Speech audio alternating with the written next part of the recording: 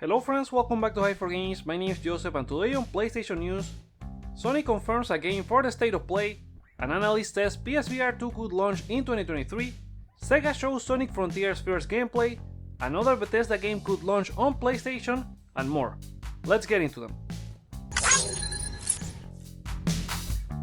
Sony has confirmed in a tweet teaser for tomorrow's State of Play that will have a new look at Horizon Call of the Mountain, the PSVR 2 game from Firesprite Studios. Last time we saw it was an in-game teaser earlier in January at the Sony CES press conference, so we should probably see gameplay this time.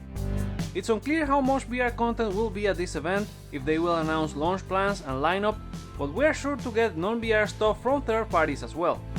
Sony sneakily confirmed the State of Play is part of Summer Game Fest. They have always been a partner, but there was no confirmation this event was a part of it.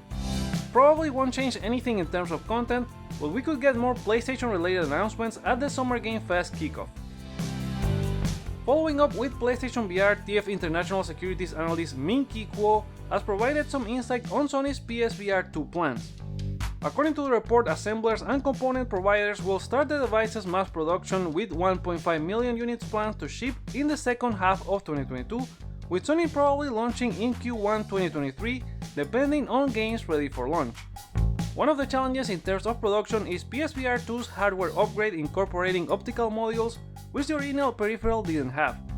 He believes PSVR 2 will have a good start, as Sony said they will support the launch with more than 20 titles, and the company's position and resources can accelerate AAA VR game development with stuff like Horizon Call of the Mountain. PlayStation Plus games for June have been confirmed, and just as the leak suggested on Monday, they are God of War, Naruto Shinobi Strikers, and Nickelodeon All-Star Brawl. You can download them from June 7th to July 4th. Gran Turismo 7 Update 1.15 has raised the prices for the legendary cars in the game, and fans are furious again.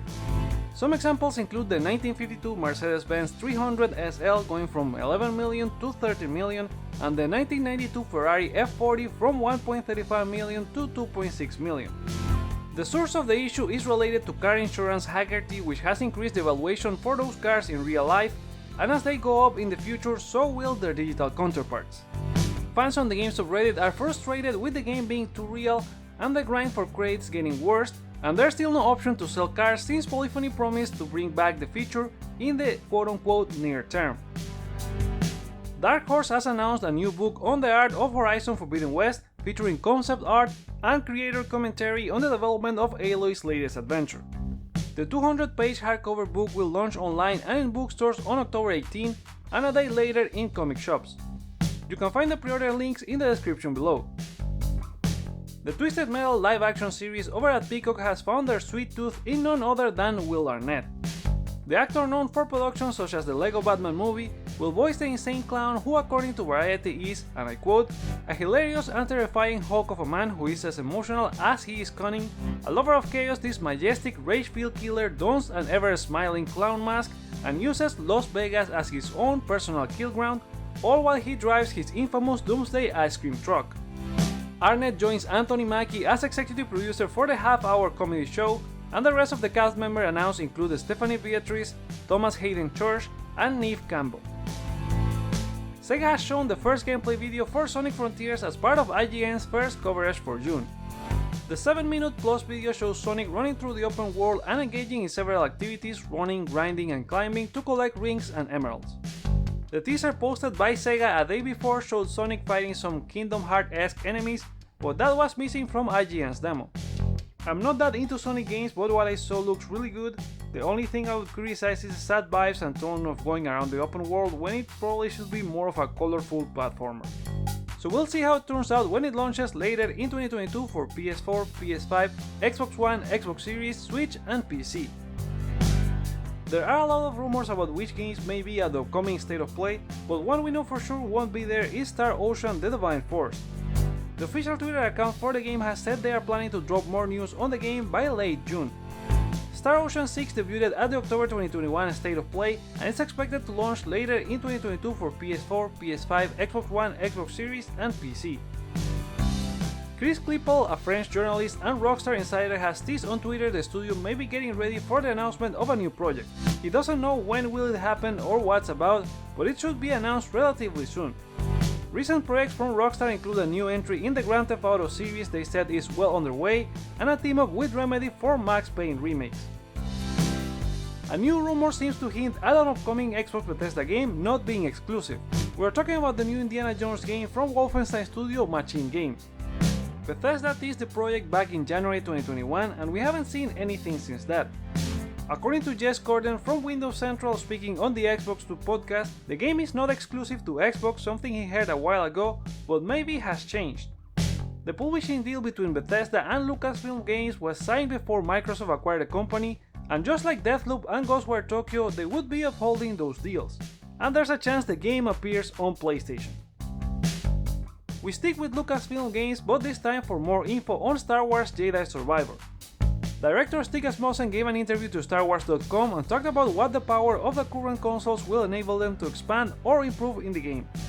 He said the biggest thing is real-time lighting and ray tracing getting better results that feel more filmic, the SSD drives on consoles to load content quickly so there's no load screens, and he also considers the PS5 controller has interesting haptics that they're digging into. It will be interesting to see how they tap into DualSense features when the game launches. Ubisoft has confirmed the Assassin's Creed Origins patch for PS5, providing a 60 FPS boost to the game this June 2nd. With that, all the games in the Assassin's Creed Mythology series have improvements on current gen, with Odyssey receiving a patch in August last year, and Valhalla an option for performance with a post-launch patch in November 2020. DontNod, the guys from the original Life is Strange games, have announced a new logo and rebrand for their studio. While that may not seem exciting, they showed how the logo can be tailored to represent different universes and games. The teaser suggests the studio is developing or publishing 7 games in different styles, one of them being Gerda: A Flame in Winter for PC and Switch. While there's nothing related to PlayStation here, DontNod is no stranger to the platform, and we probably can see some of their next games on PS4 and PS5 soon. Belen Studios have announced Knockout City is relaunching to a free-to-play model starting today with the start of Season 6 City of Tomorrow, including a new season pass, new areas, activities, and items to collect. The game no longer requires PlayStation Plus or any other subscription if you are on another platform, and anyone who logged in before the game went free-to-play receives a loyalty bundle with goodies. From this update moving forward, the studio takes the game in-house and separates it from the EA original brand, as they announced back in February. A data miner has posted the characters that are mostly finished are joining DC's Multiversus, including the likes of Joker, Scooby-Doo, Daenerys and the Hound from Game of Thrones, Godzilla, and even LeBron James. He also reported on characters that are planned for inclusion but early in development, like Fred Flintstone, Samurai Jack, the Powerpuff Girls, the Animaniacs, Scorpion, and Ted Lasso. So this game is gonna allow for some very interesting matchups. WB Games staff held a Gotham Knights Q&A over at the game's Discord channel, sharing more details on why the game was cancelled for last gen and criticism over the recent gameplay video. Speaking on the last gen versions, Marty Fleur, executive producer, explained they had to prioritize and focus their efforts to deliver a game at a satisfying level of quality for current gen. In regard to criticism over Nightwing's Fortnite Glider or Red Hood Mystical Leap, they explained the first one was inspired by some classic issues of Nightwing's solo books, plus an improvised angle of him using a Batman drone, while for the latter they came up with the idea of Jason confronting the trauma of being brought back to life and how he taps into some mystical abilities. They talked a lot more about the game, and you can find the full Q&A in the sources below. THQ Nordic has announced that Destroy All Humans 2 Remake is launching for PS5, Xbox Series and PC this August 30. They promise the new version will be a faithful remake of the 2006 release, featuring 5 huge open world areas, but will also include new skills and a full 2-player split-screen co-op mode. Pre-ordering the game gives you access to the Clone Carnage 4-player multiplayer mode that works both online and locally. THQ could also be working on a PS5 upgrade for Biomutant after a new version appeared on the PSN backend. The developers for Biomutant hinted there was more to come for the series back in January this year, but there has not been any news since that. It will remain to be seen if the improvements are enough to change people's perspective on the game, since it gathered mixed reviews after launching in 2021. Another game leaked from the PlayStation database is TMNT Shredder's Revenge from Tribute Games and Dotemu. According to PlayStation Game Sites on Twitter, PSN release appears to be June 16, 2022, but there's a chance it could be a placeholder as well. We end with a funny God of War PC mod created by Marcos RC that takes footage from the first fight in the game but replaces the Stranger with Master Chief for an epic showdown against Kratos. You can find a link to the full video in the description below. Leave my house!